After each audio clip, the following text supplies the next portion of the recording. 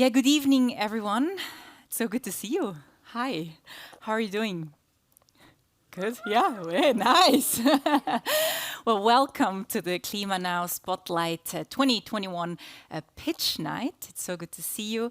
Hello to everyone joining via the live stream as well, joining from home or wherever you're right now. Welcome to you too. I'm Tanja König, and I'm very pleased to be your Master of Ceremonies tonight. So, what can you expect from this evening? Let's take a look at our agenda. So you see it right there. We already started, and we'll hear from Klima Now. Afterwards, there's a speech by Thomas Velakot from WWF, and after that, we'll start with the 7 pitches of our finalists tonight. And you can, of course, also vote for your favorite, and we'll let you know how that works a bit later on. Then we'll also have a couple of surprises for you, some entertainment segments before we know who the winners are. And we end the evening with party, of course, some celebrations. So we invite you then to also celebrate with us and DJ Mrs. Height. So packed program, as you can see, and no ranking without a jury. We have our jury who is sitting right there at the back, and we also have a slide, I think, that we can show our Spotlight 2021 jury tonight, who you also will hear when they ask their questions. Then, of course, this evening tonight wouldn't be possible without a team. Let's take a look at the Klima Now team right now. You can see it right now on the slide, so maybe let's give a round of applause for putting this together.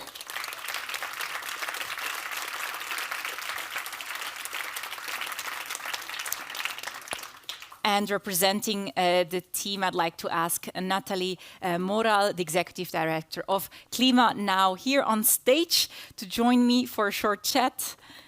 Nathalie.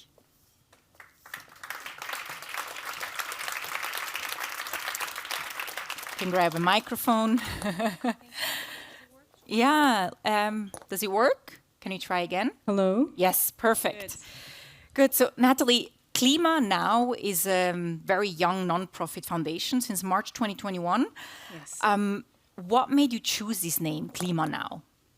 Well, as you said it, we're almost 9 months old, so we're still a baby. And every baby has to have a name, and the naming is a big thing. So even for us, it was. And we didn't figure that out on our own. We had good agencies helping us, but more importantly, we actually asked hundreds of people about the names that we had thought about. So what was important to us? What was important is that the name actually tells us what this is about, and it needs to be understood in several languages. Mm-hmm. So we came up with Klima, which can be understood in several languages, even though it's not a German word. And then now gives the sense of urgency. So we're not called Klima later, Klima tomorrow, Klima never. We're called Klima Now because we believe now is the time to act. And a small detail that most people actually don't know, NOW stands for a net zero world. Yeah, wow. Absolutely. So that's what you're all trying to aim for with the solutions. So we just saw the team of Klima Now. How did you pull this together? I mean, March 2021, now we're standing here in such a short time.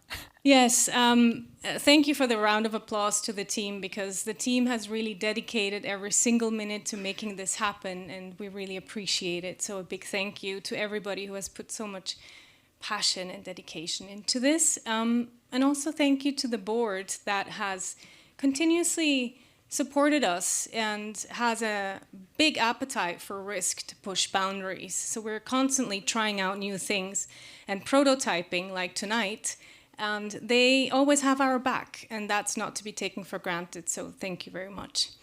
But, it takes a village to raise a child, as the African proverb says, and in our case, it takes an ecosystem to build something like we have in such a short amount of time. And so there's several organizations and other people involved that made this happen. And one of those organizations was WWF. From the very start, We sat in their rooms. We didn't have a name yet. We pitched our idea, and they supported us, and they helped us really to design Spotlight like it is today. So big thank you there.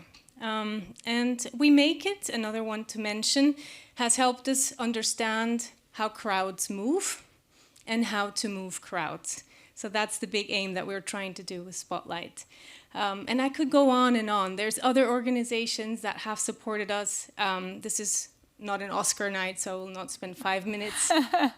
But yes, it's definitely an ecosystem, and we haven't pulled this off on our own. So thank you to everyone involved.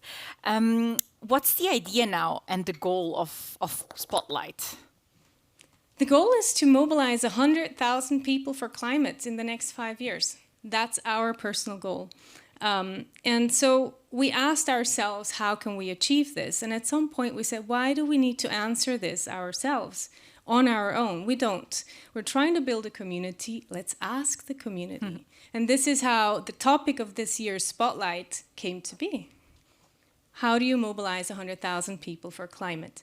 And Klima Now is really about financing solutions, showcasing them, and democratizing certain decision-making processes. And this is what Spotlight is about, to really engage a community, to get them to bring their own solutions into this, their own thinking, their voting, and their own energy into this. And it won't stop tonight. It will not stop tonight. Actually, we're already planning the next edition, and it will probably come out in spring next year. I can't say what it's about, but it's going to be interesting, edgy, and a lot of fun. So there's some suspense there. The audience and the jury can vote or voted. How did that work? Well, we received almost 200 ideas, and we were very overwhelmed. People told us, nobody knows you. How are you going to receive ideas? Well, it turns out that many people knew us. So 200 ideas, and the jury helped us to distill this to 33 that we put up on our wall of fame. And from there on, we left it in the hands of the crowd. So for 4 weeks, they voted and nominated the 7 pitches that you will hear tonight to be on stage. Great. Yeah. We can't wait. Thank you so much, Nathalie Moral. Thank you.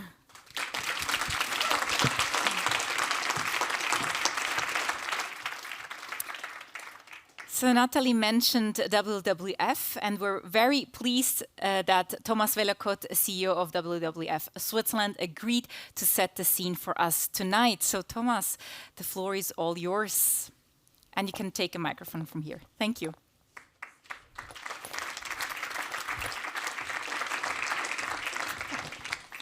Thanks very much for inviting me to speak to you.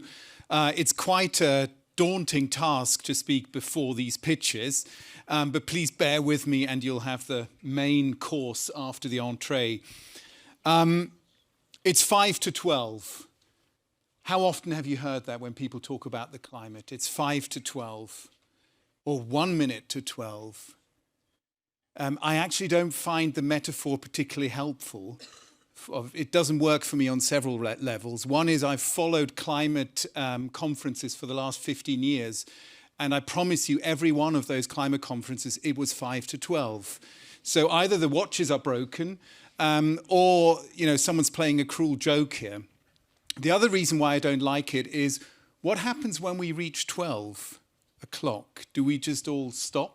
Or do we have a big party and say, well, we can't really do anything about it anymore, so we might as well enjoy ourselves? It's a very difficult expression, I find. But it's part of a larger problem I think we have when we talk about climate change, which is we're stuck in a narrative where on the one hand, you have the doomsday prophets that tell you that the world will end tomorrow. And on the other side of the continuum, you have the sort of techno-optimists that will tell you everything's easy, technology is going to solve everything, don't you worry. And while the doomsday prophets ignore the progress we've made, the real progress we've made in addressing the climate crisis, the techno-optimists ignore the deadly threat. And I think both of them are making a real mistake. The convenience of those positions is, in both cases, you can basically continue as you have always been. You can continue business as usual. Because for those who resign, it's, well, we can't really do anything about it anymore anyway. And for the techno-optimists, we don't have to do anything because the problem's going to go away on its own. And I would suggest we need something else. We need a real alternative. We need a space between those two extremes. We need a space of real hope and of concrete action. And let me explain what I mean. Real hope. I think hope is incredibly important because I meet more people today who tell me that they think nothing can be done about climate change than deniers of climate change. And actually, some people have gone straight from one camp to the next. You know, they used to deny climate change and they very conveniently switched over to, well, there's nothing we can do about it. So I think we need to give people that hope, real hope, not some illusionary hope, but real hope that action is possible. Think of Martin Luther King. He didn't say, I have a nightmare. It's a lot more convincing if you have a dream and try and take people on your journey with I have a dream than I have a nightmare. So, yeah, that's for Martin Luther King, not for me. So I think real hope is incredibly important. And not sugarcoating. Let's be serious about the deadly threat to our existence that the climate crisis poses. But then let's also be serious about the actions that we can take. And those concrete actions are so important because they, to me, are the alternative to just sort of saying, well, someone should be doing something. Someone up there should be doing something to address this crisis. That, again, is a very convenient position to take. But it's also an alternative to the position I come across a lot where people are genuinely depressed about the current state and about the fact that they feel, well, whatever I do, it's not going to make a difference. And that is, especially in young people, that is something so depressing when you see that, because you really want to give people the impetus to change something. So I think between this sort of global level where I can't address anything and this sort of personal level of I can do something but it seems irrelevant, I think there's a space in between there. And I think that is exactly the space that we are talking about tonight, the place where real action can take place. And I think that's where initiatives such as Spotlight come in. And I think they are so incredibly important for basically for three reasons. One is they bring together people with ideas, with money. And if you have great ideas, but you don't have money to do something with, then there's a big risk that you just end up dreaming. If you have money, but you don't have people with ideas, well, you have a very nice bank account, but it's not really going to give you very much in terms of satisfaction. It's only when those two things come together that really something can click and something can happen. So I think that's one reason why these kind of events are so important. The second reason is, if you look at the 7 finalists that are going to pitch tonight, what really impressed me is how they address very different levers of the climate crisis. Some of them go after the political framework conditions. Others develop market solutions, and yet others look at education or personal conduct and things like that. And that is so incredibly important, because do not believe the salespeople who tell you there is a silver bullet solution to climate change. There isn't. What we need is action on all those different levels coming together. And that's where it gets exciting, when those different levers come together. So no silver bullet. And finally, and that's the most important reason for me why I'm so enthusiastic about this event, is the community aspect of it, which Natalie talked about. Yes, there is a jury here. Yes, there's going to be an announcement about who won. But that is not the most important thing about tonight. The most important thing about tonight is the community that is being created by it. The community of the people in this room, the community of the people who are watching this online, who have been engaging over the last couple of weeks. That's what it's really about. And to get that alive and thriving into the future, that is the real challenge we have. So make no mistake, this is not some sort of late capitalist pissing match where one guy takes it all. This is something much more fundamental about collaboration. And that's also at the heart of why WWF, we've been supporting this. You know, when Klima Now, or the organization to be that didn't have a name at the time, came to us, you know, we have basically two ways we could react. We could react in the sort of classical competitor and new entrant kind of logic, where, you know, here's a new organization, they might be taking some of the funding that would otherwise go to us, so let's try and stamp them dead as fast as possible or keep them small, right? That's the sort of the competitive logic. That is not the logic with which we will solve the climate crisis. We need collaboration like we've never collaborated before.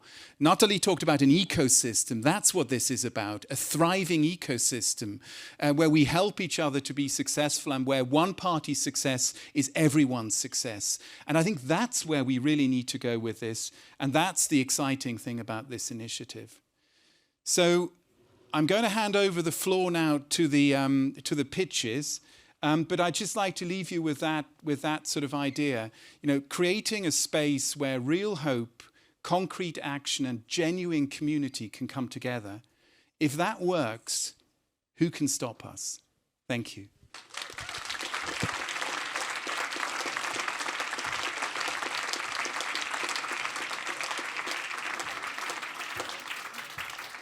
Thank you very much, Thomas. Well, after this speech, I think we're all ready to hear real solutions. Before we do that, just a few housekeeping rules. So all the pitches will be held in the mother tongue of the ones pitching, even though the event is in English. Everyone has 4-minute times to pitch. And I think we have someone, a timekeeper. Yeah, here she is. Claudia, when she puts the laptop up in the air, you can all start applauding. Maybe we can rehearse that. Then that's when time is up. Okay? Good. Great. So that's what we do. And after pitching, we'll have a short Q&A. The jury will ask one question. And you, the audience in here in the room, you have the opportunity to ask the second question. We have someone coming with a microphone. And in case you have no question, the second question will go to the jury again. Okay, so what should you all be looking out for? Let's show the slide with the criteria. We want to know how effective is a solution for the climate, so the impact it has, then the reach and the community. Can this idea activate 100,000 people for the climate? Then also we look at the spotlight pitch, the pitch that you're giving right now, tonight. And then also how convincing the team is. So impact, reach and community, spotlight, pitch and team. That's also what you should be looking at when voting for your favorite. Okay, and with this, I think we can start with the first pitch. Their goal is to break the record for the climate. Please welcome David Pröschel of Peak Evolution.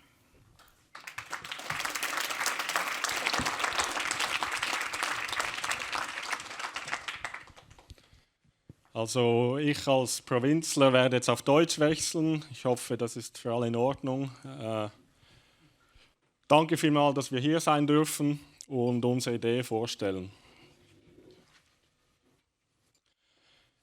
Schadstoffemissionen und Lärmemissionen dort vermeiden, wo sie am meisten stören. An sensiblen Orten wie Wohnquartieren und Naturgebieten.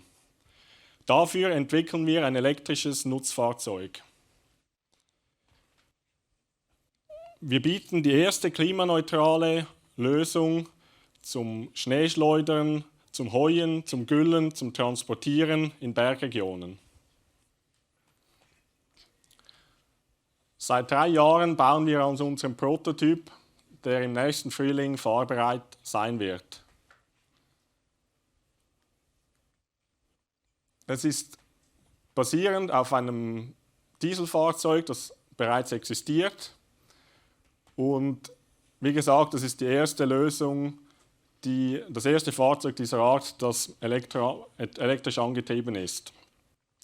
Um die Leistungsfähigkeit unseres Fahrzeuges unter Beweis zu stellen, planen wir ein eindrückliches Weltrekordprojekt am höchsten Vulkan der Welt.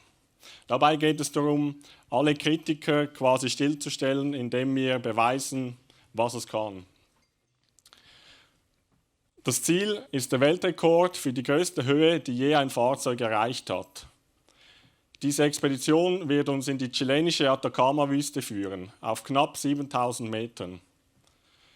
Der ganze Weg dahin legen wir CO2-neutral zurück, mit Strom aus einer mobilen Solaranlage, die im Fahrzeug mitgeführt wird.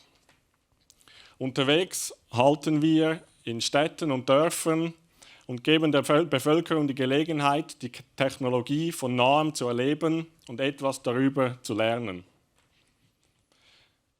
Projekte wie dieses inspirieren Leute, Millionen von Leuten rund um die Welt. Zu diesem Zweck werden wir das Projekt professionell begleiten. Claudio von Planta, ein renommierter Dokumentarfilmer, der sonst für Produktionen von BBC und Apple TV arbeitet, widmet sich dem Projekt mit vollem Enthusiasmus aus einem eigenen Antrieb. Er wird sicherstellen, dass auch der Impact gewährleistet ist. Vor einiger Zeit haben wir dieses Bild bekommen von Jungs aus unserer Fangemeinschaft. Sie haben anhand von Bildern von unserer Webseite aus Lego unser Fahrzeug nachgebaut. Mit einem funktionierenden Solarpanel auf dem Dach, das die Scheinwerfer zum Leuchten bringt. Das nennen wir Begeisterung. Das ist unser Standard für Begeisterung.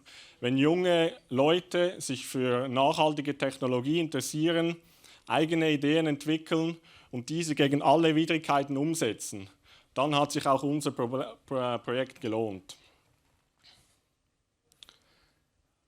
Wir wollen vorangehen und zeigen, es ist machbar. Seit 3 Jahren investieren wir alles in dieses Fahrzeug, in die Entwicklung, in unser Projekt. Und wir haben anfangs zu dritt im selben Zimmer gewohnt und geschlafen. Seither haben wir unser Betriebsgebäude eigenhändig saniert und auf komplett CO2-neutralen Betrieb umgerüstet und auch jeder hat sein eigenes Schlafzimmer.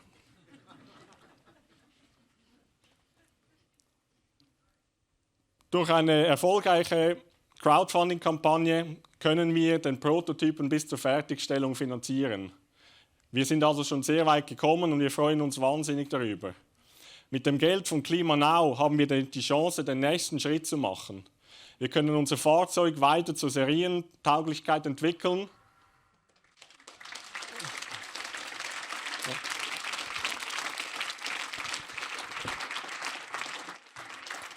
Kannst bei mir bleiben. Herzlichen Dank, David. You can stay with me. We will now move on to the Q&A. So let's ask the jury if they have a question. And I guess, yeah.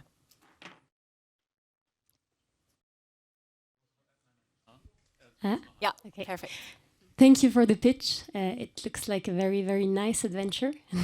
And my question would be, how do you make sure that there is no rebound effect so that you're not influencing maybe other adventurers to, instead of having the cars being put in the farming industry and so on, that you influence more people to also go ride the biggest peaks of the world with this car? Yeah, that's an obvious question. That there is no point basically if everyone would be going out and do that. But like in this respect, like at the moment there is like a huge boom of camper vans and all that kind of stuff, and they're all diesel powered. So if any of these people think, oh hey cool, maybe there is an electric possibility, then fine, I'm fine with that, because anyone who switches from a diesel power camper to an electric is fine. But in the end, this is about just showing people what's possible and not motivating them to do something cool themselves, but not necessarily a crazy adventure at the end of the world. Thank you so much. Good. Then the second question, let me just ask the audience if anyone has a question from the audience. Is there a question from the audience? Yeah? Oh, there is one question. Thank you. Very exciting project. Do you intend, after this adventure, to eventually commercialize your development, to make this into a product farmers can buy? Yes, definitely. That's basically the main goal, to commercialize this whole this vehicle. And Peak Evolution is basically like a catalyst to make it faster, this development, because it gives us the opportunity to be present at an event like this. It gave us the opportunity also to motivate sponsors like Bosch. They gave us motors and stuff. Like we are getting ahead much quicker. But the main goal is to get these vehicles on the road in our cities, on the farms, to make an impact for the climate as quickly as possible. Great. Thank you so much. Thank you. Thank you. Thank you for the questions. Perfect.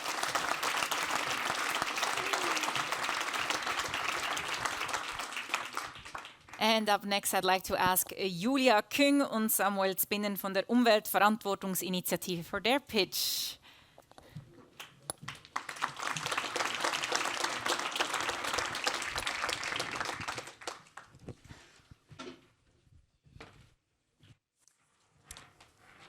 Habt ihr schon einmal versucht, an einem Workshop eine Diskussion zu führen, ohne euch zu Beginn festzulegen, wohin sie überhaupt führen soll?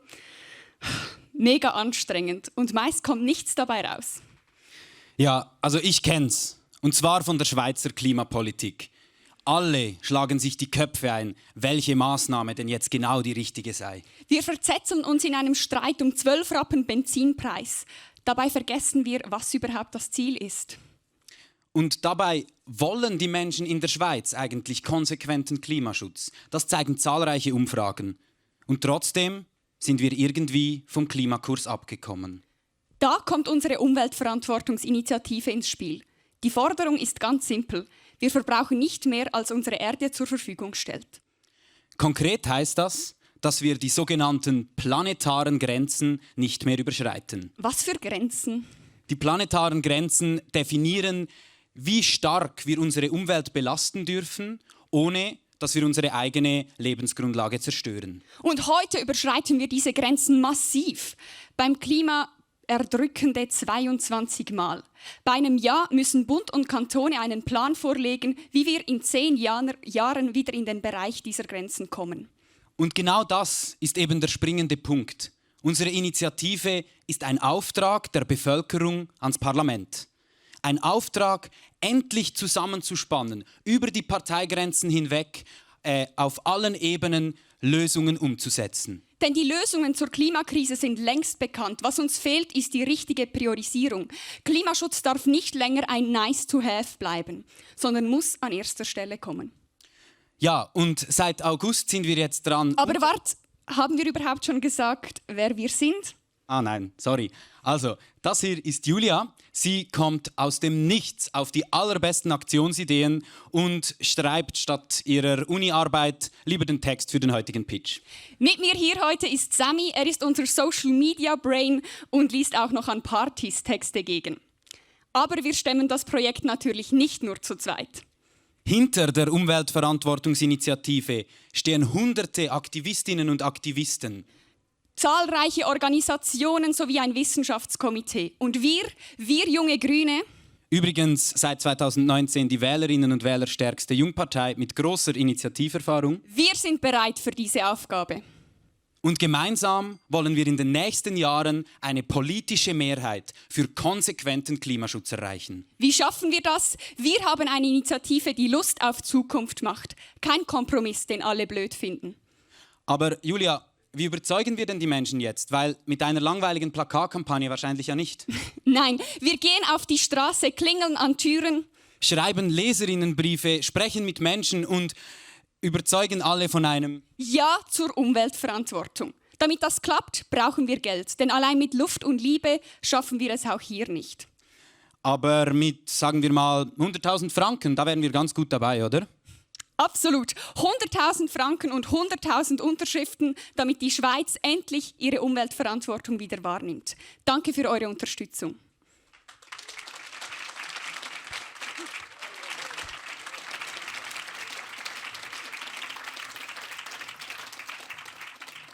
Danke euch. Ja, die Frage von der Jury.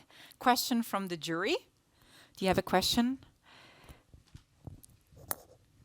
Hello, thank you for this very nice pitch. And I was just wondering if you already have some concrete ideas for the campaigning strategy.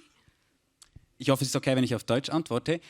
Ja, in der Tat, wir sind jetzt schon daran, die Abstimmungskampagne zu planen. Und wie schon anfangs erwähnt, ich glaube, es macht keinen Sinn, dass wir als Jungpartei einfach die Schweiz mit Plakaten zupflastern. Und darum möchten wir diesen Faktor nutzen, wo wir schon stark sind. Und das sind die Menschen. Das sind Klimastreikende, das sind junggrüne Aktivistinnen und Aktivisten und das sind zahlreiche andere Menschen. Wir möchten nicht eine klassische, quasi auf Geld aufgebaute Kampagne machen, sondern wir möchten mit möglichst vielen Menschen in der Schweiz direkt in Kontakt kommen. Sei es via Telefon oder direkt zum Beispiel an der Türe. Und dafür brauchen wir halt trotzdem vielleicht nicht Millionen, aber halt ein bisschen Geld, um das Ganze zu koordinieren. Dann gibt es eine Frage aus dem Publikum. Is there any question from the audience? No? Yeah? No? Yeah. Thank you very much. It's really a great pitch. My question to you is, so if there were 3 concrete strategies to stay within the planetary boundaries, what's the first 3 that you would present instead of speaking, but the concrete? Also was wir wie machen müssten, um innerhalb der planetaren Grenzen zu bleiben. Genau, was wären wie 3 Vorschläge von Strategien? Auf jeden Fall. Also ich glaube, das Erste, was wie am zentralsten ist, ist, dass wir wegkommen müssen von fossilen Energien. Das darf wie einfach in Zukunft keine Option mehr sein, dass Autos herumfahren, die nicht solarbetrieben sind oder dass wir irgendwo Ölheizungen einbauen. Das muss wie selbstverständlich sein. Und dann, glaube ich, ist es auch wie wichtig, dass wir grundsätzlich uns überdenken, wie funktioniert ein Leben, ein gutes Leben auch innerhalb der planetaren Grenzen. Und das klappt eben nicht mit dieser Mentalität, die wir heute haben, wo es um immer mehr, immer größer, immer besser geht, sondern wir müssen uns, oder immer besser vielleicht schon, aber wie einfach das immer mehr, immer größer nicht, sondern wir müssen uns auf das weniger ist mehr konzentrieren und es ist nicht möglich, dass einfach alles immer weiter wächst, wir immer weiter konsumieren. Super, vielen Dank, Julia und Samuel. Thank you so much.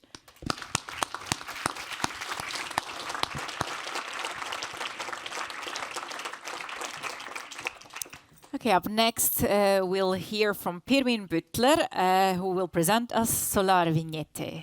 The floor is yours.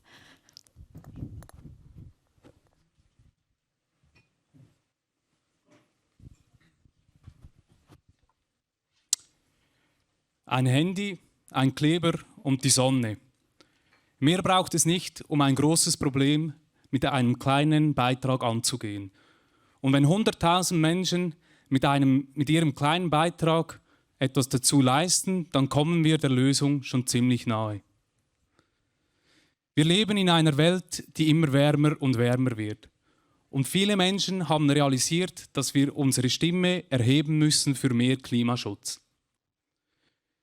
Ein zentrales Puzzlestück dabei ist die Art und Weise, wie wir Energie erzeugen. Wenn wir einen Ausweg aus der Klimakrise finden wollen, müssen wir unbedingt den Ausbau von erneuerbaren Energien beschleunigen.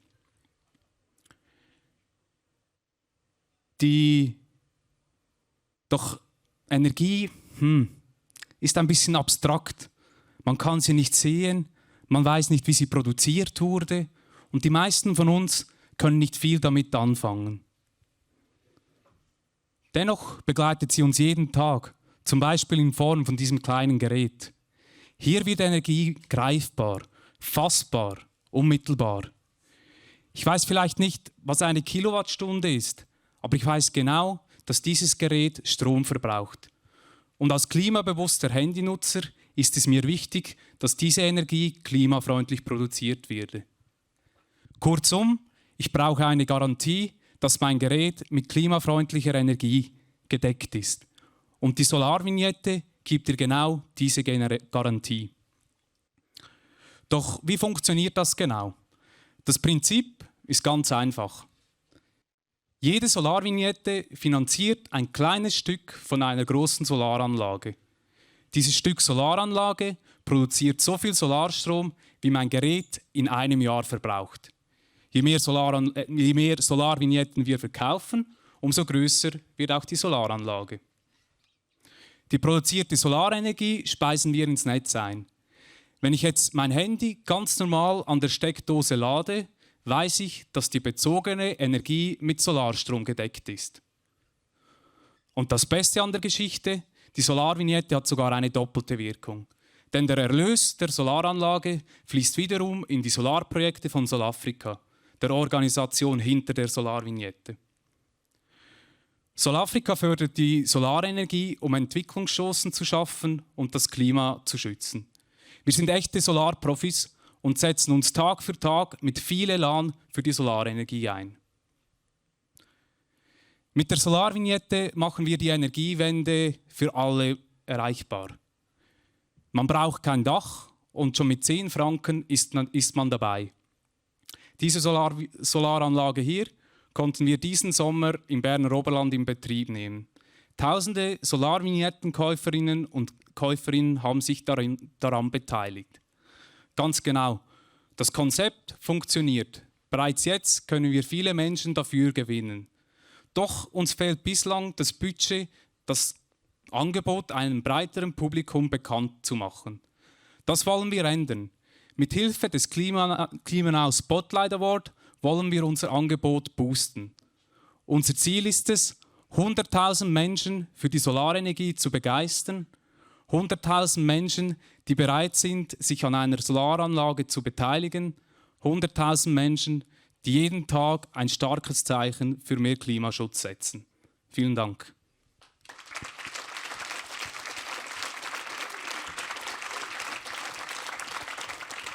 Vielen Dank dir, Pirmin. Now the question from our jury. Ich mache es auf Deutsch. Ja. Das mit dem Handy, das ist eine gute Idee, weil das sieht man überall. Die Benutzer, die geben sich zu erkennen, aber umgekehrt ist der Handystromverbrauch schon verschwindend klein. Was unternehmt ihr, dass die Nutzer das ausweiten auf andere Apparate, Kühlschrank oder sogar im besten Fall ein Elektromobil? Ja, danke für die Frage. Das ist tatsächlich so. Der Stromverbrauch von einem Handy ist sehr gering. Es ist symbolisch sehr stark. Was ich jetzt in meinem Pitch, weil es ja auf 4 Minuten begrenzt war, nicht erwähnt habe, ist, dass es die Solarvignette jetzt schon für andere Geräte gibt.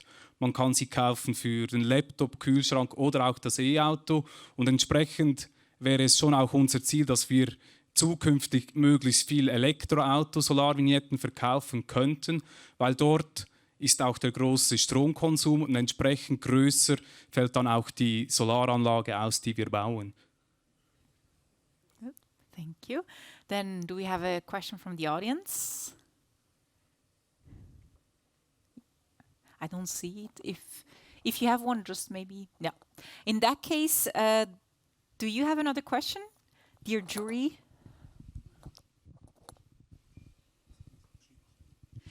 Thank you very much for your presentation. I have a question. How exactly do you want to reach the people to follow your program?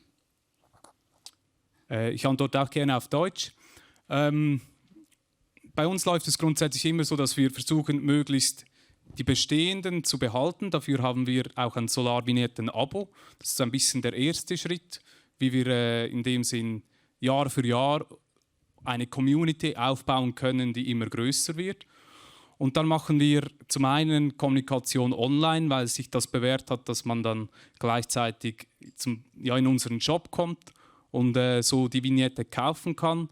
Wir möchten aber dann mit dem Spotlight Award eigentlich den Schritt auch ins Offline wagen und so noch eine breitere Masse erreichen zu können. Super. Thank you so much. Vielen Dank, Firmin.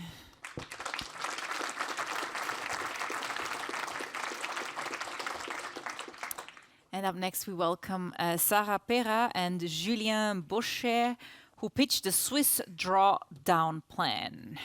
The floor is yours.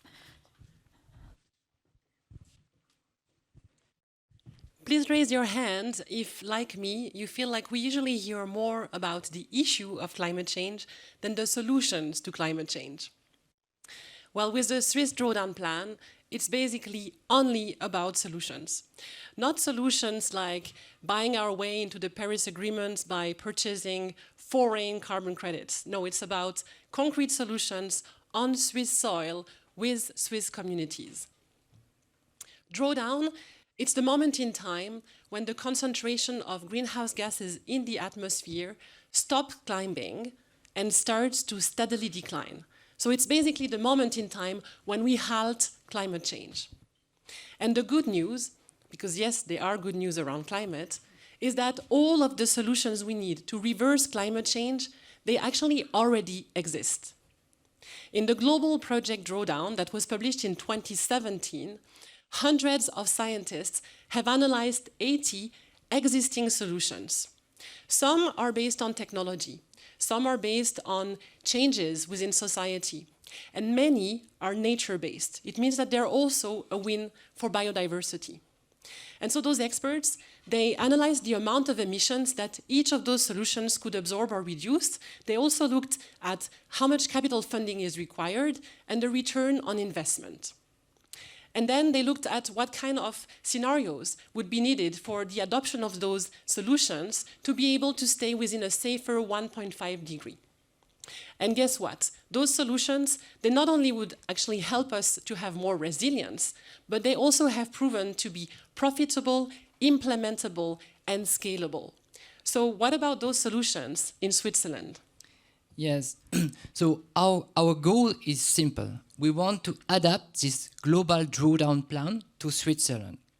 So first, we will select the solutions that are fit for the Swiss climate, geography, the Swiss industries, and of course, the Swiss mindset. But having a catalogue of all these solutions is not enough to have them implemented. So what we want to create is a trajectory, a combination of all these solutions, some sort of finding the right blend of these solutions that will show a positive, realistic roadmap from now to drawdown in Switzerland. But we cannot do that alone, of course, because we also want this trajectory to be accepted by the Swiss people. We want it to have the right taste for the Swiss people. So we will proceed through citizen assemblies, public consultations, so we can build together this trajectory. Also, throughout the project, we want to be very hands-on. So we want to pilot these solutions, real scale, on the ground, to show that they are feasible. So at the end of the project, we have everything. We have the science-proven solutions, we have the accepted trajectory, and we have the demonstration that it's feasible, real scale. So we have no excuse not to act. So the Swiss Drawdown Plan, as you can see, it's very concrete, it's science-based, it's inclusive and grassroots-led, and actually we would love to work with some of the initiatives here to supply the science. And behind it, there's a team of sustainability practitioners, of experts, researchers, of professors and students, of communicators, and together we have a well-track record of looking at solutions and translating them into actual benefits for society and for the communities and the environment. So this project feels really different because this is really the outcome. Thank you.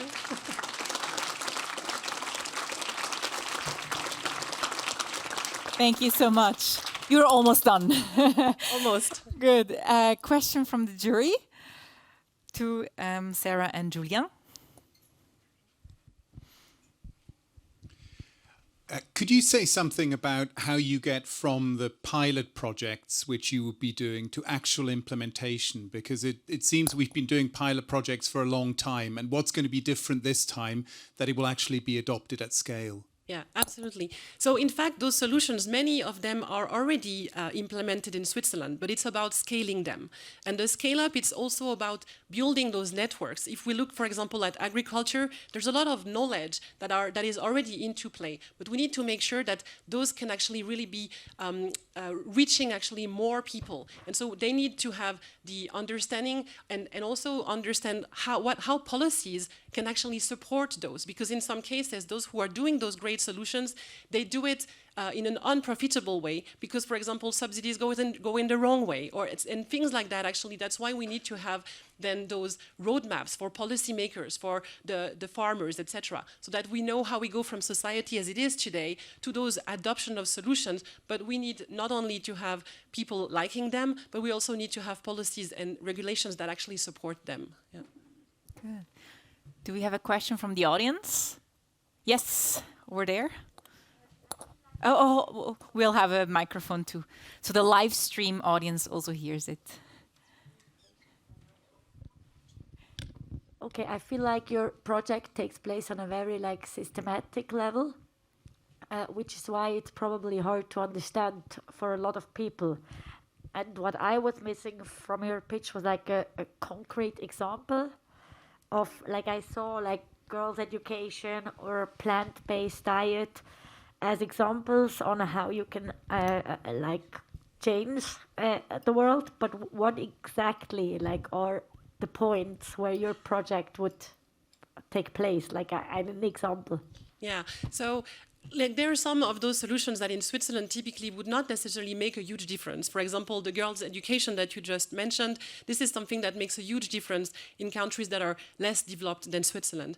But there are a lot of solutions that are based on nature, where we need to have actually to restore some of the carbon sinks, like peatlands, change some of the agricultural practices. And so those actually are very, very concrete in the sense that the emissions that can be absorbed or reduced can be measured. But then if those cannot be implemented, thanks to support from either citizens understanding that this is the way, or things like how do we actually bring plant-based diet in schools where currently even just a 1 day without meat is hard to push. For that, we need to actually show what of the solutions, where does it bring us?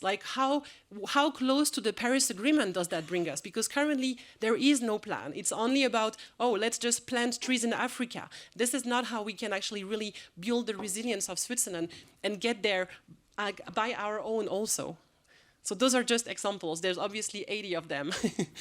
Great. Thank you so much, Sarah and Julien with the Swiss Drawdown Plan. Thank you.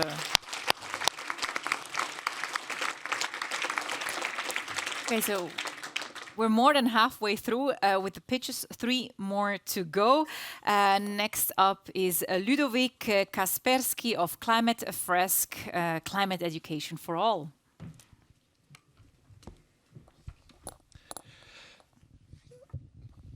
Good evening, everyone.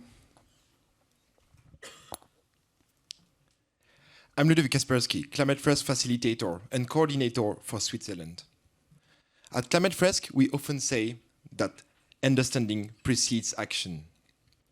We also believe that we will not win the fight against climate change without quality, accessible climate education. What is Climate Fresk? Climate Fresk is a collective workshop based on IPCC reports. 6 to 8 participants around the table will place collectively 42 cards to understand the mechanisms of climate change. As you can see, it appeals to collective intelligence and creativity. The game is exponentially growing worldwide. 280,000 participants played the game already in 50 countries, 35 languages. And this was made possible because 11,000 people have been deciding to become trained facilitators and spread the knowledge. Thanks to the tools, the structure, and the lessons learned worldwide by Climate Fresk, we intend to reach out to 100,000 people in Switzerland in 3 years only. Well, this can be made possible as well by KlimaNow. Well, how does that work? So, the game uses transformative learning and cooperation. First, people understand the best available climate change science, IPCC science. Then, they are invited to share their emotions as a group. They realize the climate emergency. And then, they will also discuss levels of actions in their own community in order to live with uplifted ambition on how to act. Well, how to reach 100,000 people? The scalability of the tool is ensured by the fact that anyone can become a facilitator. Once trained, a facilitator enters the local and the global community in order to get best practices from other facilitators. The snowball effect is possible because the game is accessible and inclusive, easy to implement, easy to replicate, scientifically robust, and of course, non-biased and fun. Climate Fresk is for everyone, every one of us. Students and employees, medias and elected representatives, novices and experts. Well, any citizen of the world. Volunteers will facilitate public workshops and trainings. Experienced facilitator will coordinate climate education programs such in universities. And of course, professional facilitator will go in companies and raise awareness of employees. This fosters entrepreneurship and intrapreneurship. We are 200 facilitators in Switzerland. I'm here because we have a plan to reach out and empower 100,000 people in 3 years only here in Switzerland. We'll do that in German, Italian, French, and English. So I invite every one of you here tonight to join our climate education movement with Climate Fresk. You are most welcome. Nelson Mandela said, education is the most powerful weapon you can use to change the world. So let's do it together, tonight, now, in Switzerland. Thank you very much.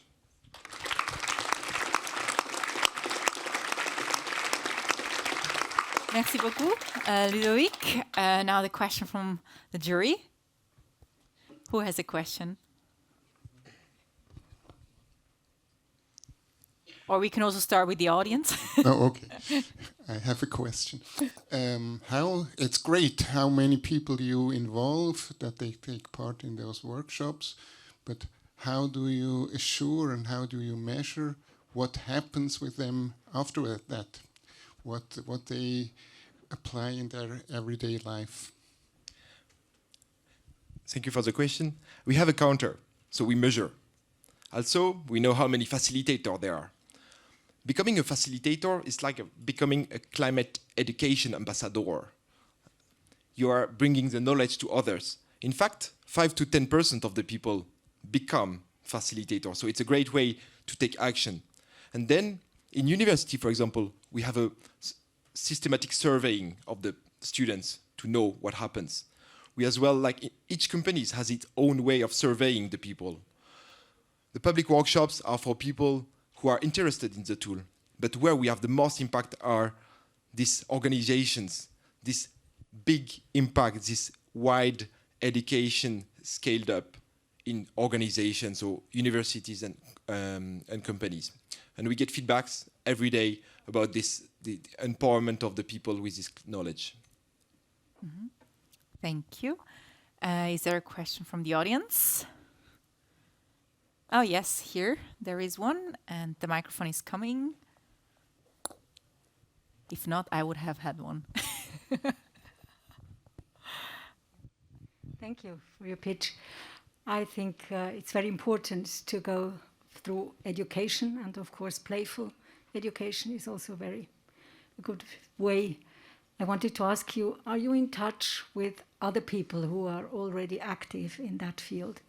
Not through a game or a play, but education. There is the Climate Pioneers done by My Climate, or the Carbon Conversations, where you also come together and learn about what it's all about and then change your way. And it's also meant to spread with your friends and communities. Are you in touch with each other, or is everybody doing their own things? Yes, in fact, our goal is to empower people and organization with the tool. We don't want to know everything what's going on with the tool. We want the organization to be empowered with the tool. So our goal when we reach out to an organization is to make a partnership, a limited partnerships. Let's say we will make them experience the tool, the workshop, and afterwards we'll tell them, yes, train your own facilitators. So we have partnerships and we want to cooperate with every single organization acting for climate education. We want to. Good. Yeah, thank you. Thank you very much, Ludovic, with Climate Fest.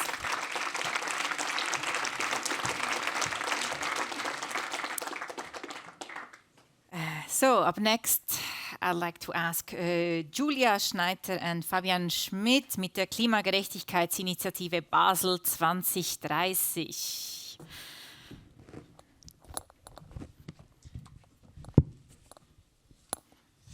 Hey Julia. Hey Fabi.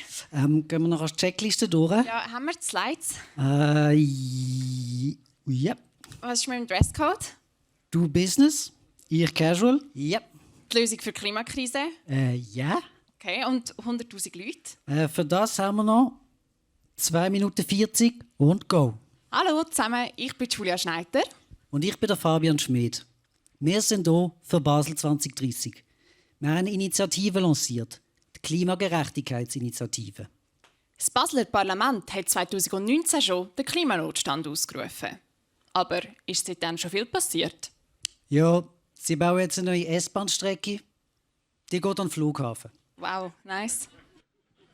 Aber damit endlich richtig etwas passiert, braucht es unsere Initiative. Nur so wird die Politik endlich in die Verantwortung genommen.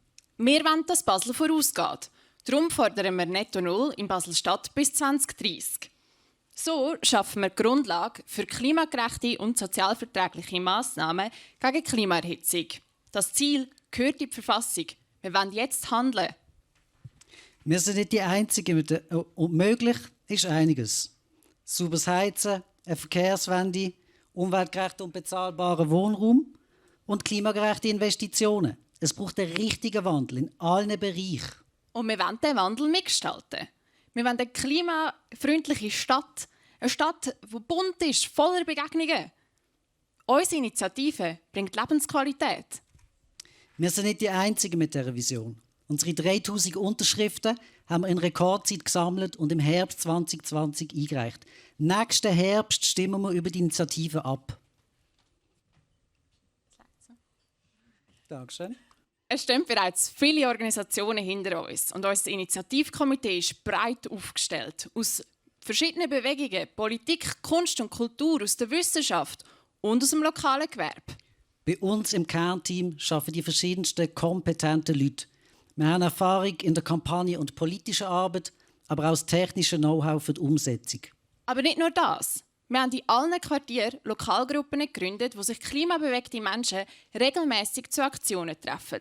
Und wir wollen, dass das Netzwerk noch grösser wird.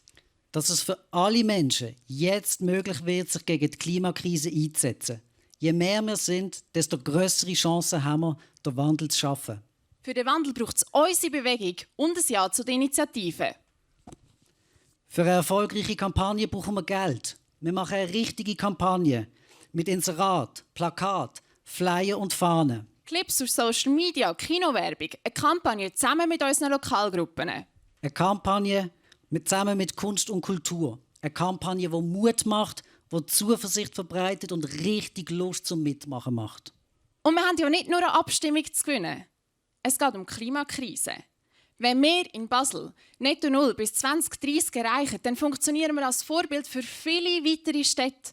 Und so erreichen wir garantiert 100'000 Leute oder halt sogar noch mehr. Und so schaffen wir den Wandel. Endlich. Damit etwas passiert, brauchen wir dich jetzt. Wenn du für uns votest, kannst du eine grosse Veränderung auslösen. Wenn wir heute Abend gewinnen, können wir zeigen, dass es möglich ist. Wir können etwas bewirken und nicht einfach nur zuschauen. Stimm für uns, damit endlich richtig etwas geht.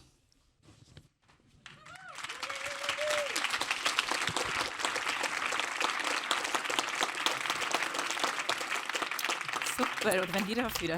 Vielen Dank, Julia und Julien. Fabien, sorry. Fabien. Ja.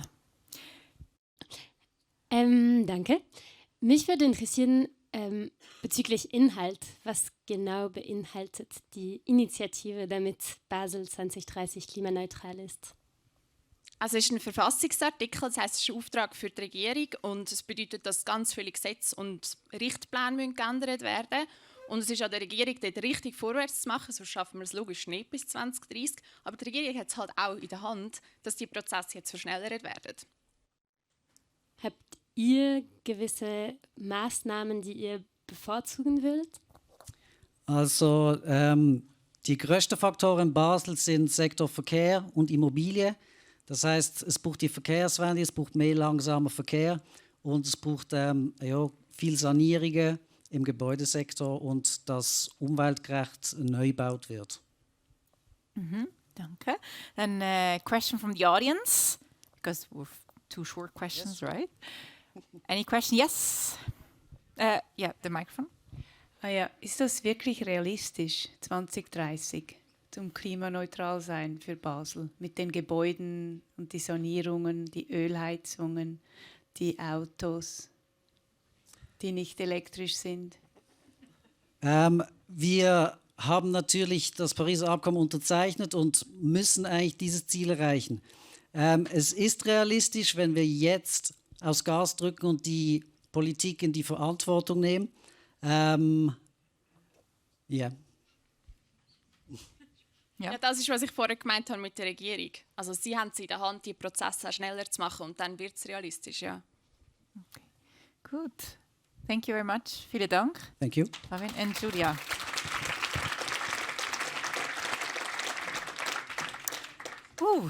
The last pitch, last but not least, Larina Laube and Claire Möffli from Now Care. You're up next.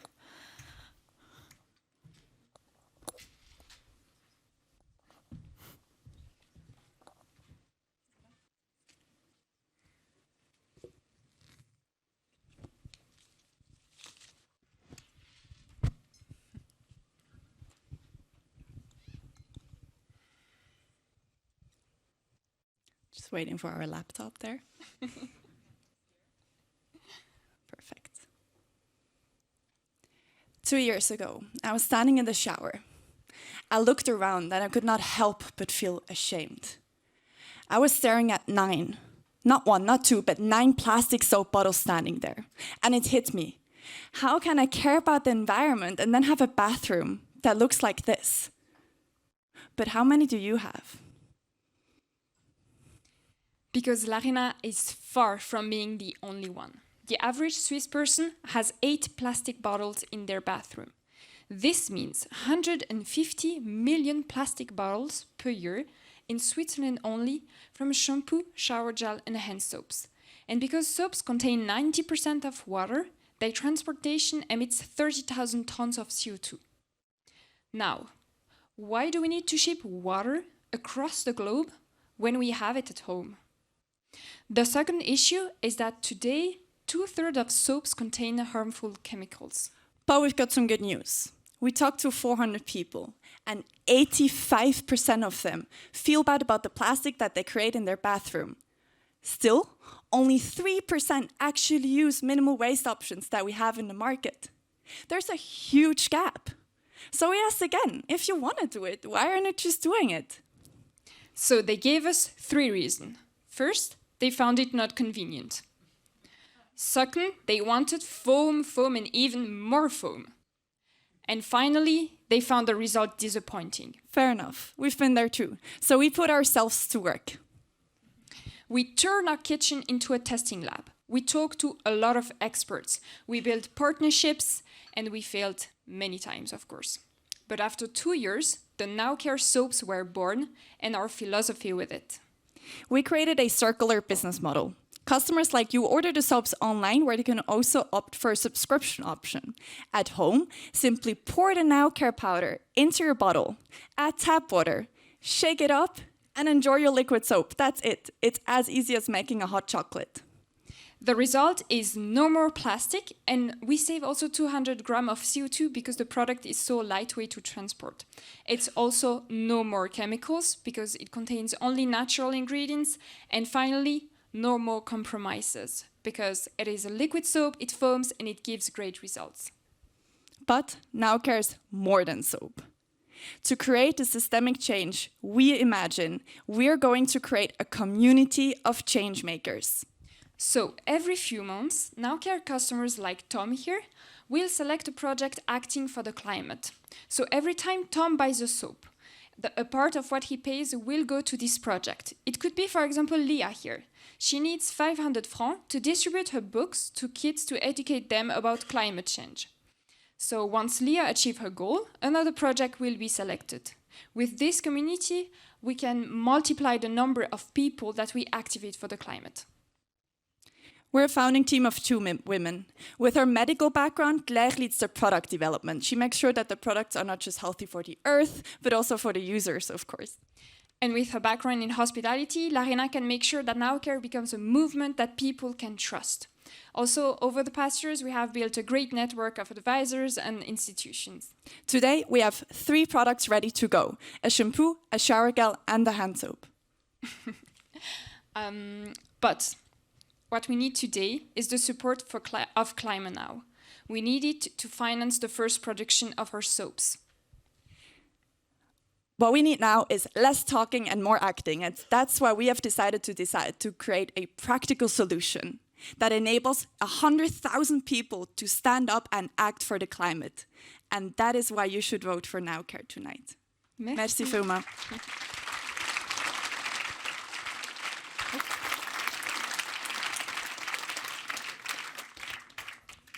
Thank you very much.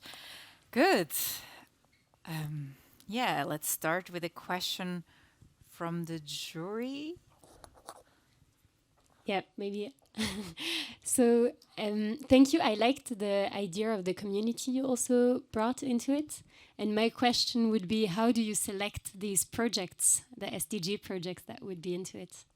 That's a very good question, which we've talked a lot about with different people.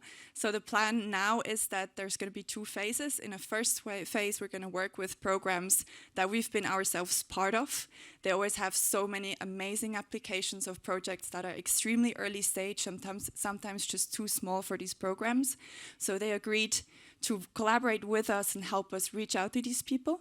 And then in a second phase, that's our long-term goal. It's our community, our customers, people who are inspired by what Nowcare is doing, what all the other amazing projects out there are doing, and take the step and try it themselves. And we want to be the ones that empower them to do so.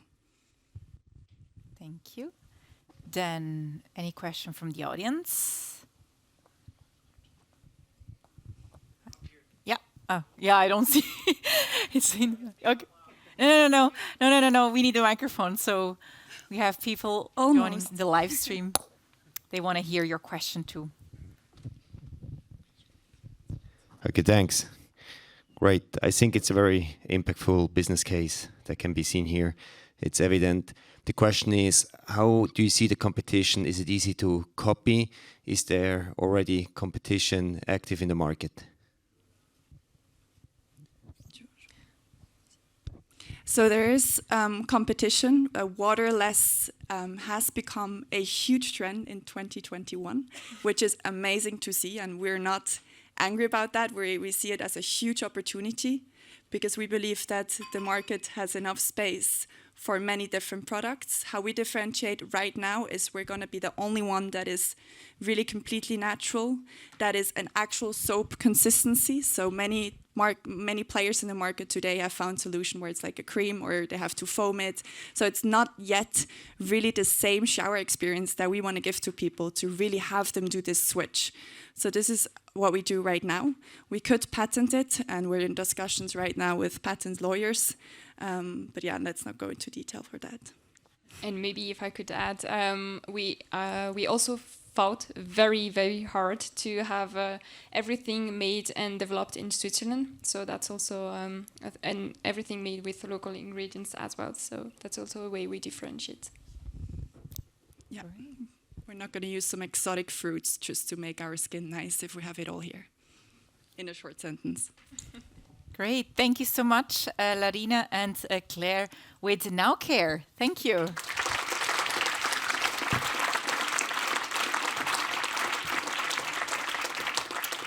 Yeah, well, thanks to all who pitched for your great initiatives and solutions. And I already heard some mention that you might even want to collaborate with each other, which is something that we also heard from Thomas, collaboration and not competition. Thank you so much. So now you heard all the ideas, all the solutions. Now it's your time to cast your vote, and we'll show you how that works.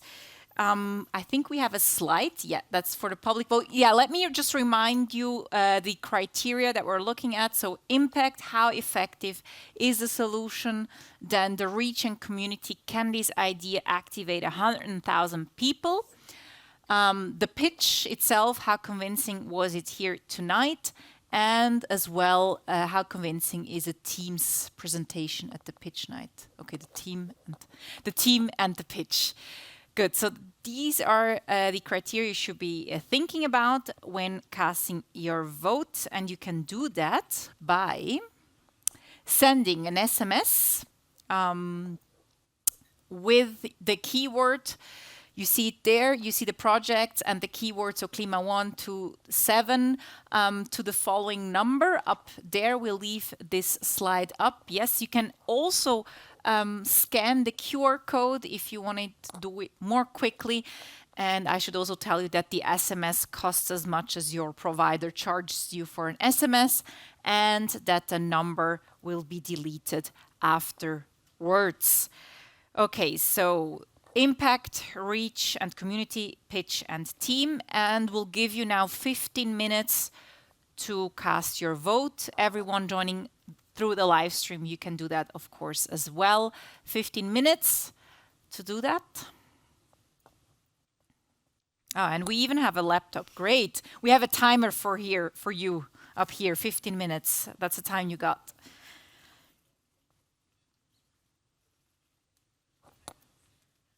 And for the ones that are done, we will also be taking a break. So if you casted your vote, we have drinks and snacks at the bar and outside, and we'll meet again at 2040. So at 2040, we'll meet back here.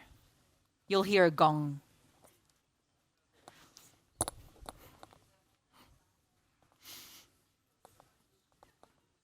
Is okay mit der Zeit? Ja.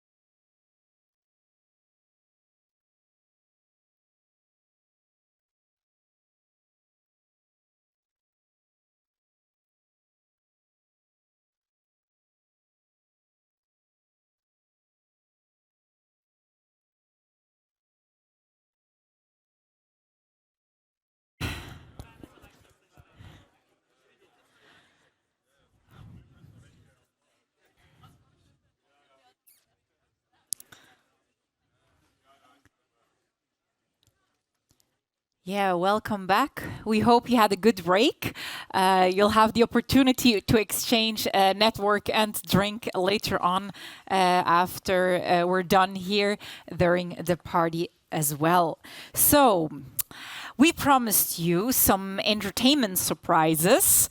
So what happens when art meets political activism and the singer chooses to use the voice to raise it for the rights of animals? I would say open your eyes, ears and minds for Soya the cow.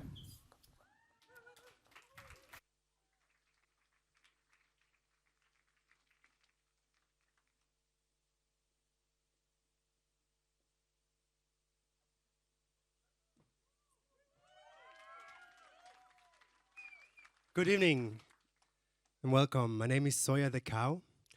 I'm a gender and species bending bovine fantasy.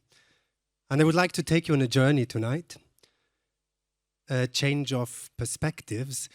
Because you, and when I say you, I mean you as a community of human animals. You as humanity, as the human species. You are not alone here. And it might feel a bit like an insult to some of you, but the fact is, the human experience is not the center of the universe. I see a skeptical face over there. I'm really sorry.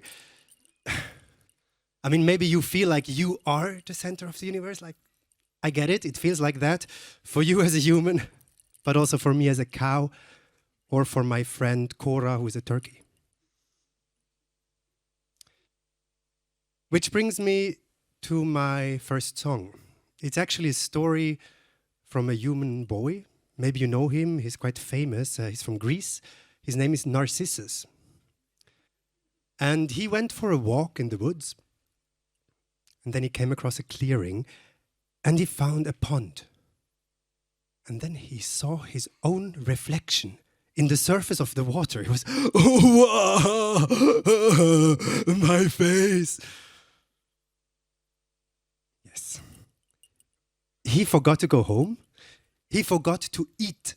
He just sat there and starved to death. So, dear humans, when you listen to this song, I would like that you listen to it as a warning. Don't get lost in the mirror.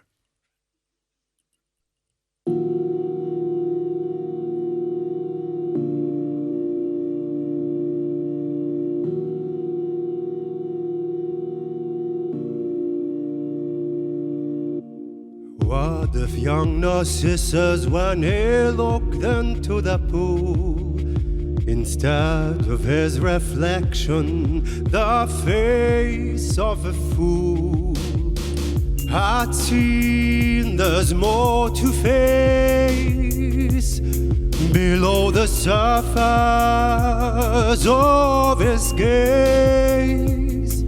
There's fish and frogs and turtles too, abundant creatures through and through, cold-blooded beauty, stirring joy, and blissful smiles towards the boy. Look through your own reflection. Stretch your view.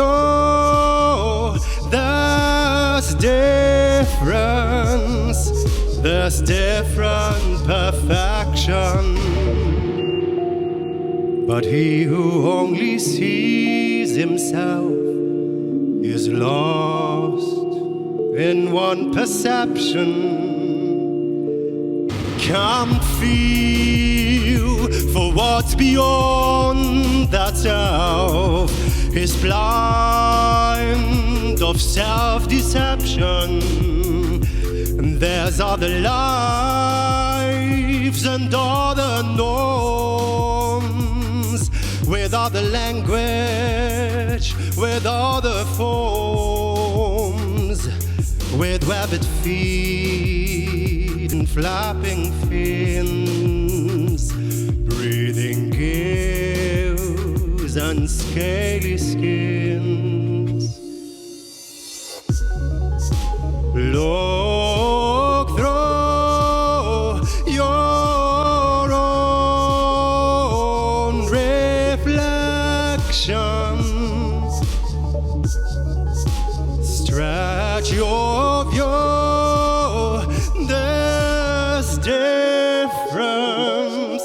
There's different perfection. A foolish boy has lost his head over nothing but illusion. I'm talked into excessive pride. The boy was paralyzed until he died. If only he looked at them instead, his heart filled with compassion. More beauty in the world would be, more love, not self-obsession. More beauty in the world would be, more love, not self-obsession. Look through your own reflections, stretch your view.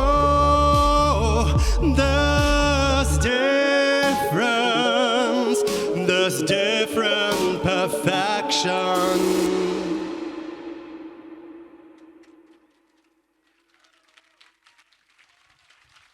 Dankeschön. Thank you so much. So I dress up as a cow, not just because it's funny and it looks good, and because cows are really amazing animals. There's a history about that. I guess most of you have figured out by now I'm not a real cow. So during the day, I'm still human. I'm working on the... Well, that's another chapter. But the thing is, actually, I chose to dress up as a cow specifically because I felt like I have been lied to my whole life. I was already more than 30 years old when I learned that cows are not just some magical animals who eat grass and then there comes milk out. But cows actually, like all other mammals, they only produce milk when they have a baby. So cow milk is mother's milk, which I didn't know. And which means that in the dairy industry, a cow is impregnated year after year.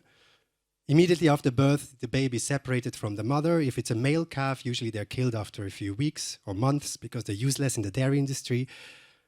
And the females, they will have the same destiny as their mothers. It's incredibly cruel and brutal. And I found it crazy that still today so many people are not aware of that.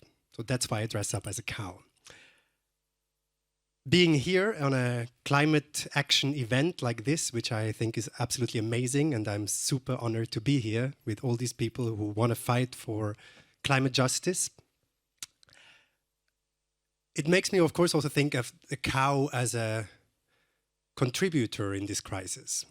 There's about 1.5 billion cows on this planet at the moment, and as much as we have an ecological footprint, they have an ecological hoof print. So in that sense, I guess most of you are familiar with gases that come out of cows because it's part of their digestive systems. It doesn't make sense to put cows through such a hell of a life just to kill them and destroy our homes. And in that sense, I find it a bit sad that this event is not plant-based, but there is hope for the next edition. We need to act quickly and now. And the next song actually is a song I dedicate to all animals, which includes human animals, of course, who are in captivity. They might be in jail, they might be in a stable, in a laboratory, in a cage, or in modern forms of slavery and exploitation. The song is called Purple Grass, and it's the thought or the inner process of a cow who has never seen sunlight, never seen a field. So the only thing she can imagine is how the world out there would look like.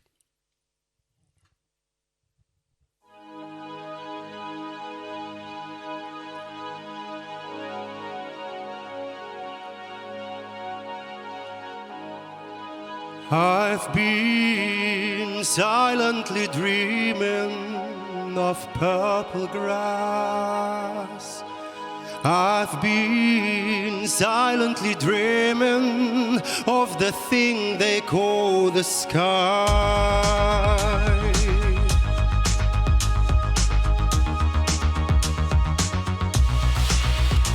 It's red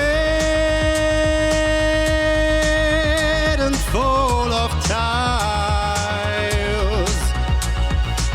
It's red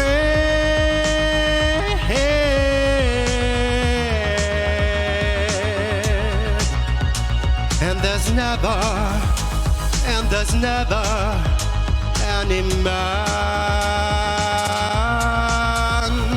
and no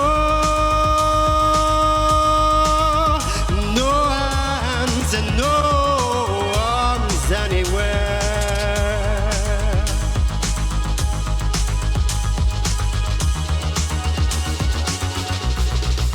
I have a dream, I have a dream, I have a dream that one day you let me live.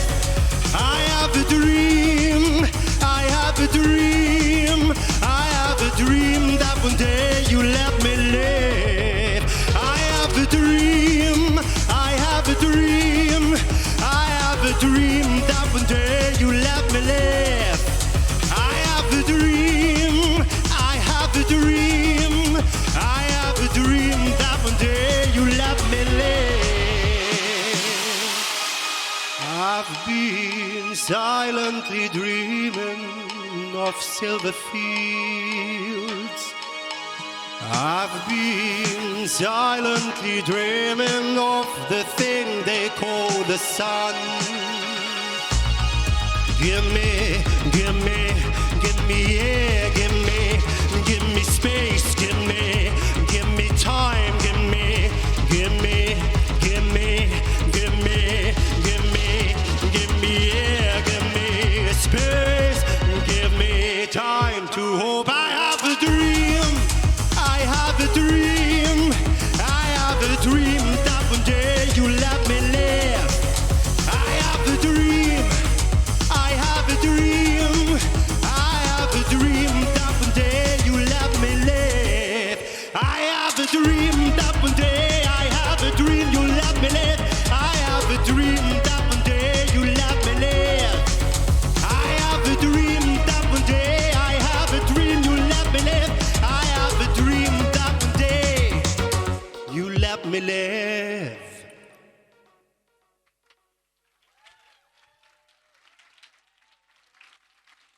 Herzlichen Dank. Thank you. So I have brought one last song because actually there is also really beautiful examples of relationships between humans and animals, other animals. And that's what I want to sing about in this next one. It's actually a song I wrote in memory of a very specific event. The night I met my partner. We met in a bar in Lausanne, and quite quickly we went home to his place. Let's say like that. And the thing is, we were not alone there, again, because there was Polly, his cat. And Polly was absolutely jealous of my presence, so she was on the bed, running around, playing with him, and for quite a long time I was just there observing. And it was so cute. It was really cute. And I thought, oh my God, if a human can be so nice with a cat, maybe as a cow I stand a chance. And so I did. And a few years later, I wrote this song in memory of Polly, She's not here anymore, unfortunately. It's an interspecies polyamorous love song between a cow, a human, and a cat.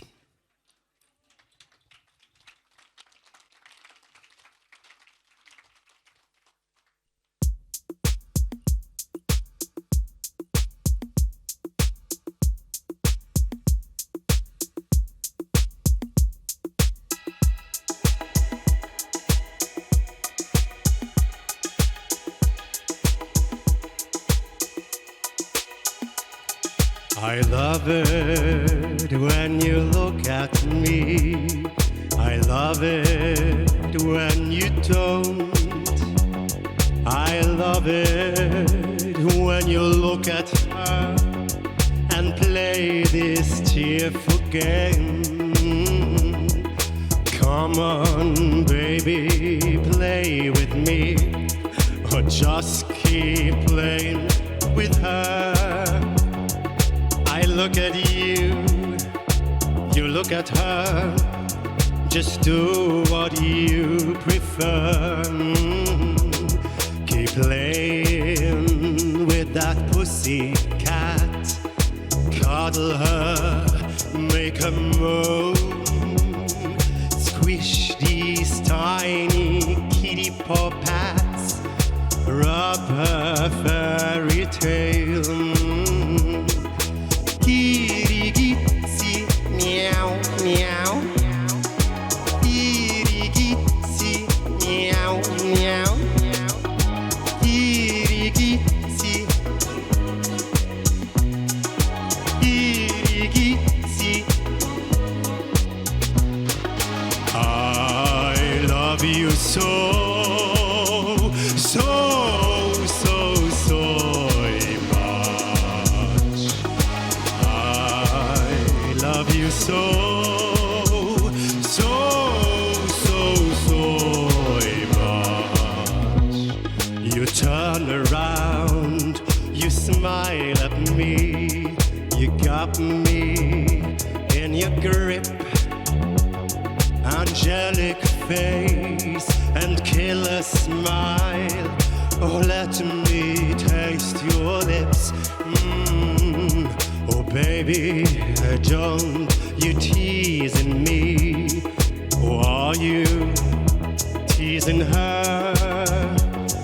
Between some giggles and some words, I hear the cutie purr. You're dancing with your fingertips. The cat is going wild. Ah, my heart is boiling with desire. I wanna buy your child. Kitty gitsy, meow, meow. Kitty gitsy, meow, meow. Kitty gitsy. Kitty gitsy. I love you so, so, so, so much. I love you so, so, so, so much.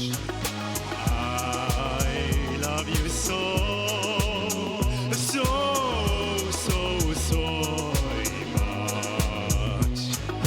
I love you so, so, so, so much.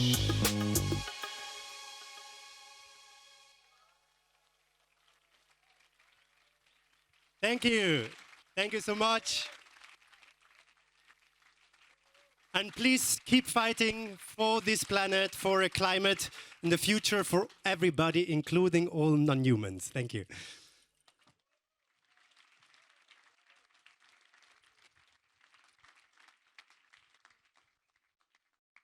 Thank you so much, Soja the Cow, aka Daniel Hellmann. Thank you for sharing your art with us. This is what happens when you combine activism and fun. You can have fun while raising awareness. Thank you so much.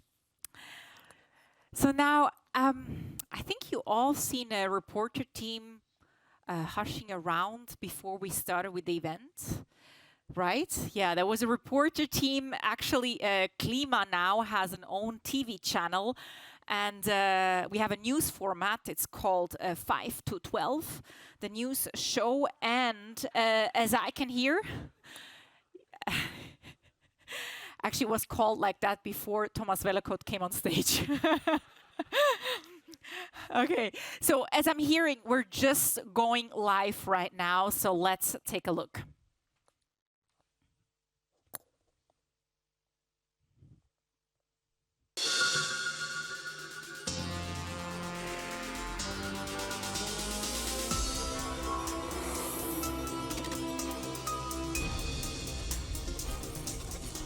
Guten Abend, meine Damen und Herren, und herzlich willkommen zu 5 nach 12. Entschuldigung, 5 vor 12. Wir wissen es leider nur alle zu gut. Der Zustand unserer Erde gibt Anlass zur Sorge. Die Schweizer Stiftung Klima Now glaubt an Lösungen und fordert auf, jetzt zu handeln. Konkret sucht sie neue Ideen, um 100.000 Menschen für das Klima zu aktivieren. Heute Abend treten 7 innovative Projekte aus über 180 Bewerbungen an der ersten Klima Now Spotlight Pitch Night gegeneinander an. Rosanna Grütter verfolgt für uns das Event in Zürich im Kulturhaus Kosmos. Wir schalten jetzt live zu ihr. Rosanna, wie ist die Stimmung? Die Stimmung ist im Moment noch recht verhalten. Wie auch beim Klimaschutz sind auch hier die meisten zu spät. Einige wenige, die es wirklich ernst nehmen, sind aber schon drin. Und wer das ist, das finde ich jetzt raus. David Pröschel von Peak Evolution, warum hast du eigentlich deinen eigenen Kameramann mitgebracht?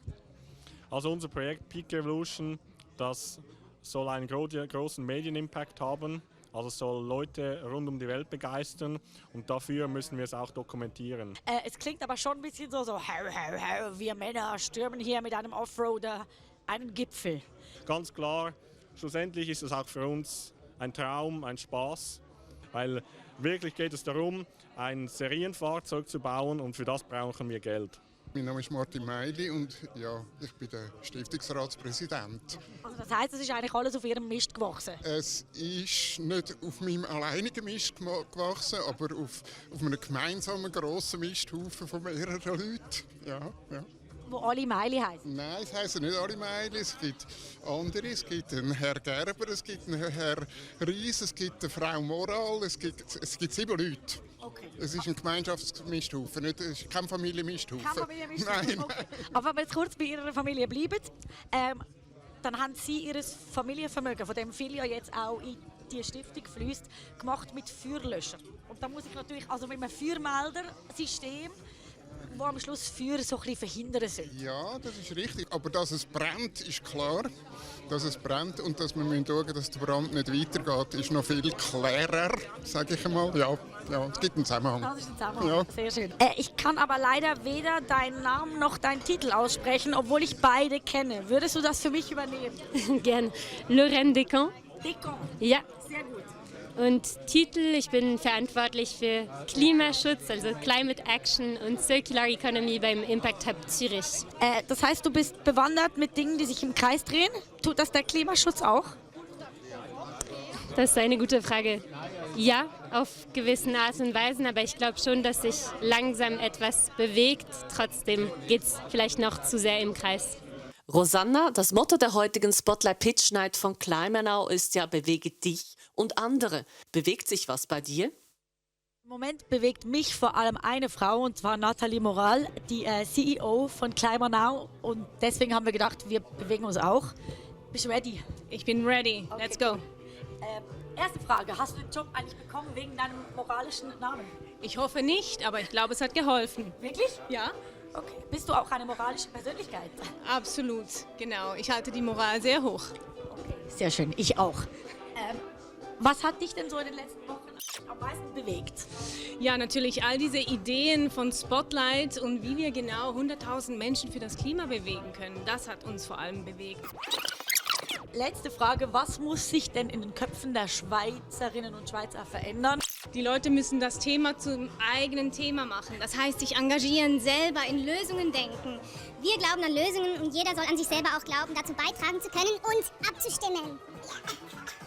Herr Wellacott, Sie sind CEO von WWF. Sie sind aber auch ein ein bisschen älterer, weißer, heterosexueller Mann. Würden Sie mir da beipflichten?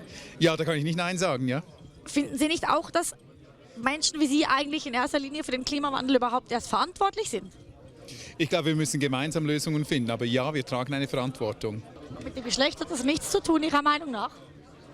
Das würde ich jetzt mal nicht a priori sagen. Was wir merken ist, häufig sind Frauen offener gegenüber Umweltthemen, das schon, aber was unsere Verantwortung angeht, ich denke, die haben wir alle. Ich habe eine brennende Frage an Sie. Ja.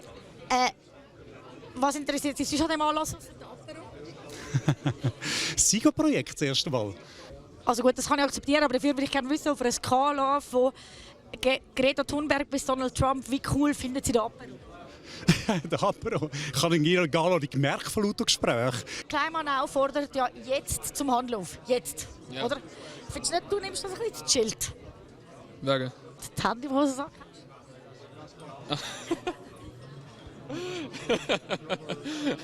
Das Motto ist ja, wir glauben an Lösungen. Wenn ich jetzt abzähle, 3, 2, 1, Lösung. Was ist deine Lösung? Climate Education. Eine Lösung. Zusammenarbeiten. Ich hätte auf 3, 2, 1 jetzt gerne eine Lösung für die Klimaproblematik. Ja, so ähnlich. Starten. Endlich loslegen. Ja, was soll ich für eine Lösung präsentieren? Hast du keine? Löschen das Licht ab die Hause. 3, 2, 1. Klimaschutz. Seine Konsumgewohnheiten ändern. Bewusster entscheiden, ob es wirklich notwendig ist zum Reisen, speziell Flugreisen. Sich selber einschränken. Das ist, glaube ich, die erste Lösung.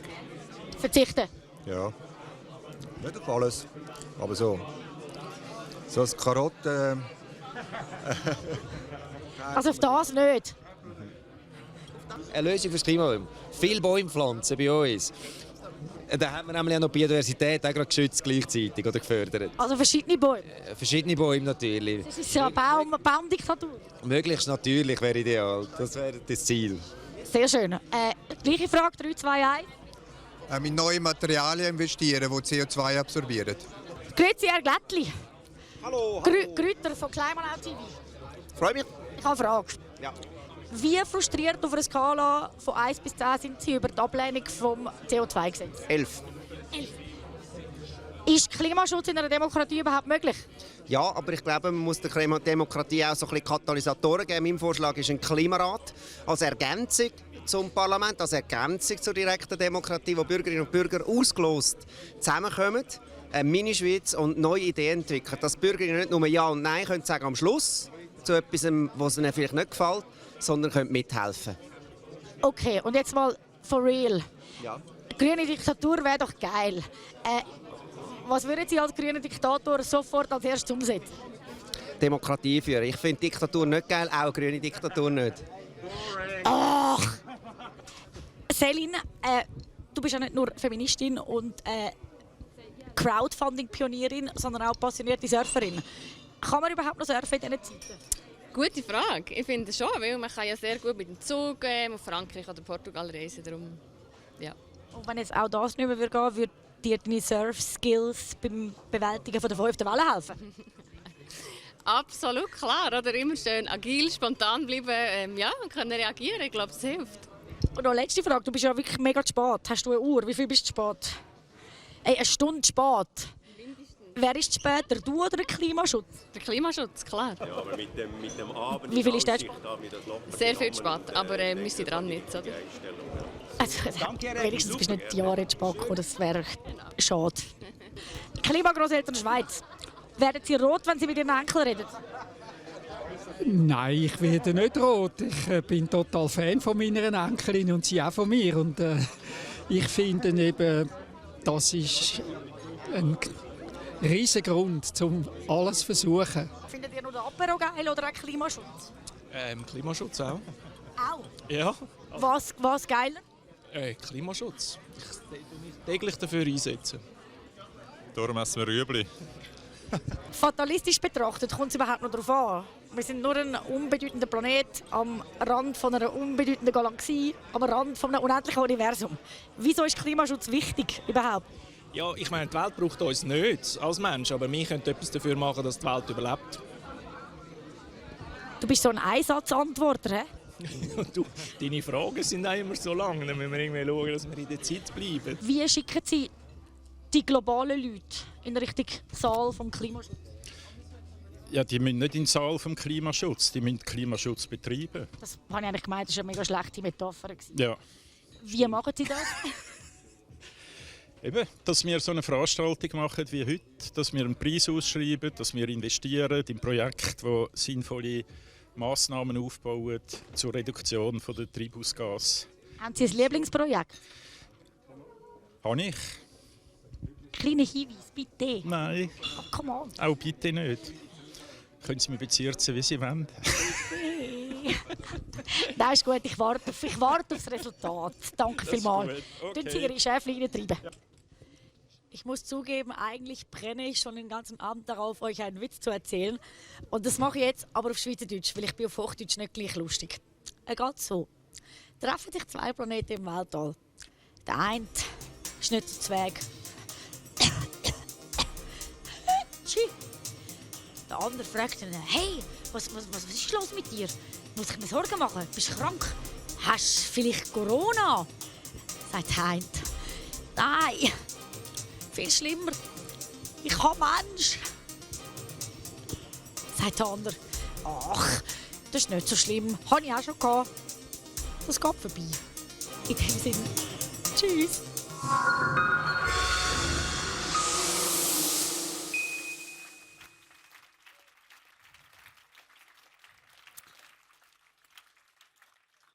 Yeah, thank you very much, Rosanna Grütter. That's why we're here, that this doesn't happen. That's why we're here tonight. Okay, so now what you've all been waiting for. I think we know who made which rank. We have our winners of tonight. Martin Meile, president of the Foundation Board of Klima Now, has the details. The floor is yours.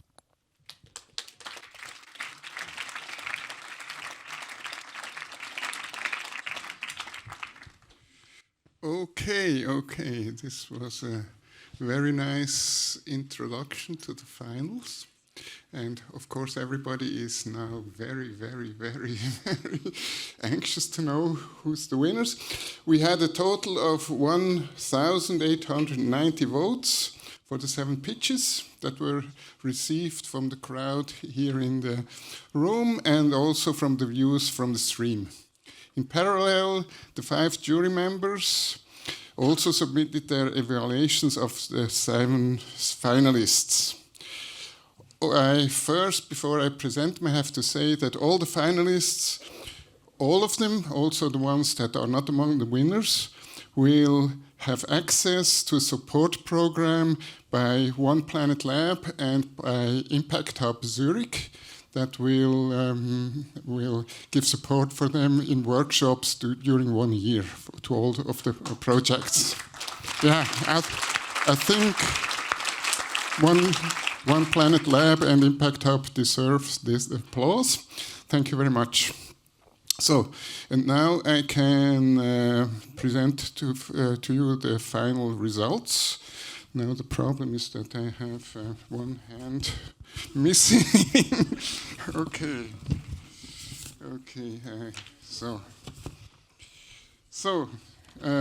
Let's start with third place, and the third place will be winning the sum of 25,000 Swiss francs, and it's Solar Vignette.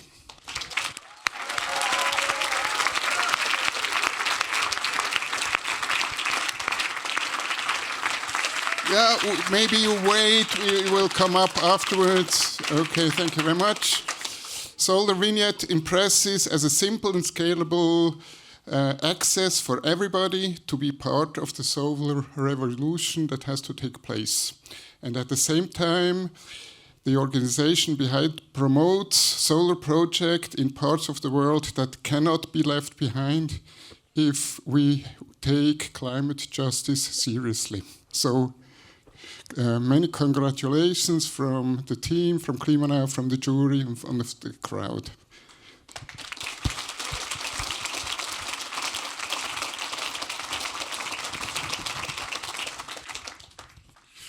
So we come to the second place. The second place will be awarded with a check of 50,000 Swiss francs.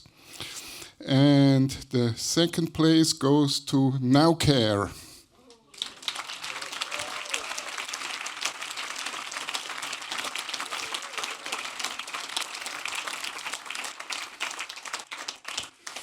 NowCare has mobilized a big crowd, a really big crowd, and convinced them with their project, which addresses the topic of packaging and logistics of a product we use daily. So congratulations to NowCare too.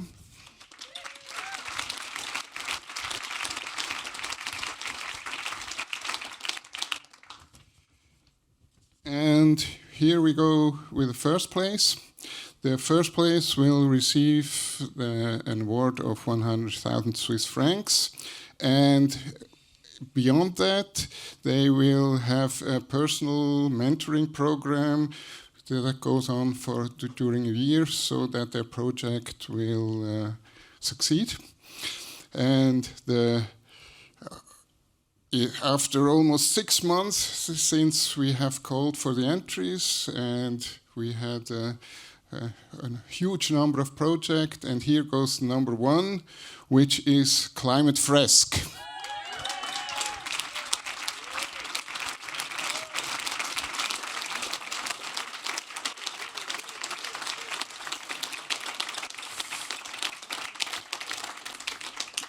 Okay, Climate Fresque promotes awareness and mindset shift through engaging a lot of people in group activities, discussing causes and solutions of the climate crisis in a playful but serious manner. So many congratulations to Climate Fresque, and now I think all of the winners come up here on the stage to...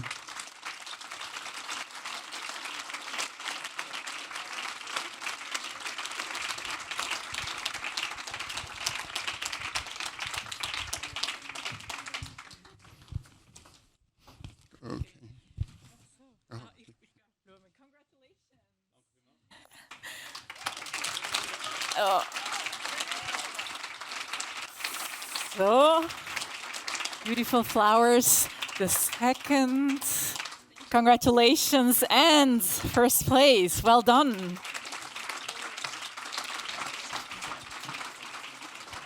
Ich habe noch Fotos. I will take some pictures. Möchtest du noch anstehen? Okay, I think they have very well deserved it, and congratulations to all of you. And after that, we have time for some drink and to commemorate. Okay, you'll be there. Okay. Great, thank you so much. I mean, you must be all without words, right? Good. We leave you that. We leave. You can speak to them afterwards. Thank you so much. Congratulations.